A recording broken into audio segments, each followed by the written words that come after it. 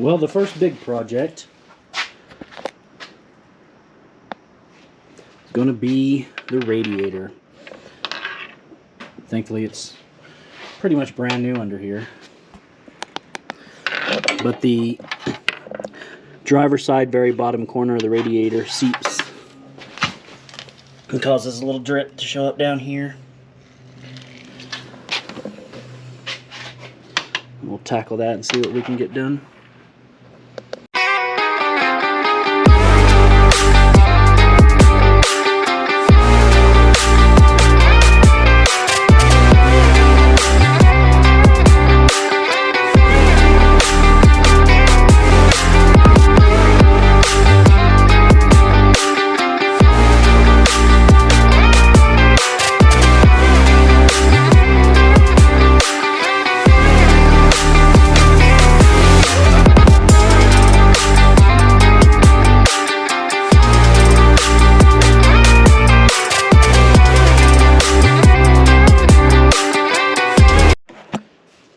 So this turned into a mess.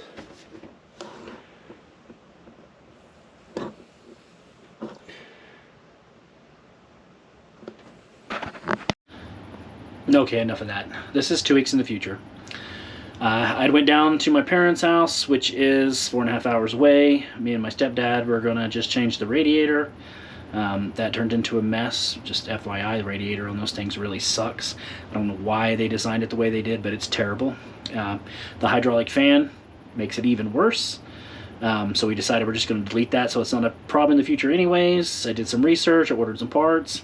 AutoZone ended up giving me the wrong power steering pump, so I had to go home. I ran out of time. I went back a week later. I had ordered the right Gvidon pump, an SRT Gvidon pump and an SRT power steering line. Got all that figured out. Pretty much got it running, got the fans hooked up, had to leave. Then I ended up having to go back yesterday, which was almost 2 weeks later, and pick up the Jeep because I had to leave it there. Drove it the 300-ish miles back today, no problems at all. Everything worked great. The fan setup I used worked great. I went ahead and put the new normal radiator in when we did all of this, and I ordered a 3-core aluminum one. I'll change that out later. I also put a 16-inch Flexolite fan from O'Reilly's in with an auxiliary fan on the outside pushing for the air conditioning condenser. I ordered the other fan shroud that, like, for the 6-cylinder, the 4.7. When I put the 3-core in, I'll either use it, or I even thought about just building a custom or ordering a custom shroud and just keep the Flexolite fan. I really like it. It works great, and it sure is easier to replace. You know, you can just go to O'Reilly's. It's one they keep in stock most of the time. So that's what I'll probably do. But the biggest thing about all this, that radiator, it's a terrible design. It is horrible. That fan, horrible, horrible, horrible. The parts that you need if you want to delete your fan, it's kind of crappy to do, but it's pretty simple, really.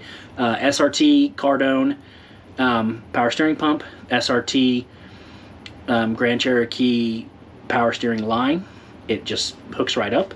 Kind of have to wiggle it a little bit, maybe straighten out one of the ends a little bit because the bend's just a little bit off, but it just went right together.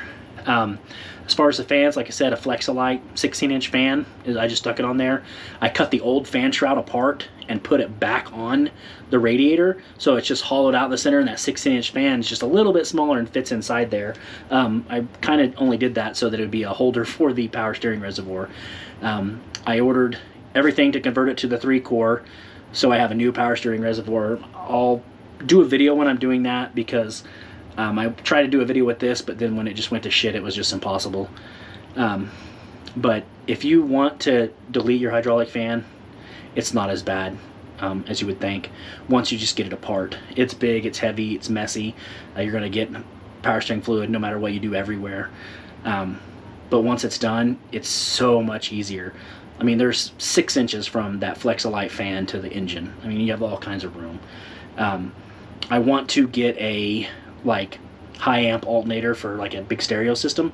Not because I want a big stereo system, but I want to eventually put more electronic stuff on there, even like a refrigerator or something in the back. So I'll need more amps. I'll start with just a yellow top Optima for now, before I do anything. I'll add accessory lighting, you know, all that stuff. But the fan solenoid on the hydraulic fan, to keep your engine light from coming on, you just unscrew it and plug it in and zip tie it somewhere. I put a bag around it and wrapped it up so it, you know, gunk wouldn't get in the solenoid. But it's just plugged in. You plug it in. I took the battery off, waited a couple minutes, put it back on. Engine light is gone. The car doesn't know any different. It just making the solenoid fire, and that's it. It just doesn't care. So that's super easy. If you have any questions, just like everything else I've done, I'll answer them. Like I said, I'll try to do a better video, or an actual video, when I do the 3-core radiator, and pretty much everything else. This was a surprise. I thought we were just going to change the radiator. I looked at some videos and it wasn't too awful bad. This is not true. It's terrible. It's the worst radiator I've ever dealt with. So expect it to suck. Unless you take the air conditioner apart and the transmission lines off and all that stuff, and you have the tools to vacuum that and all that, that'd be different, make it easier maybe, but they put the lines around everything. It's pretty terrible. But thanks a bunch for watching.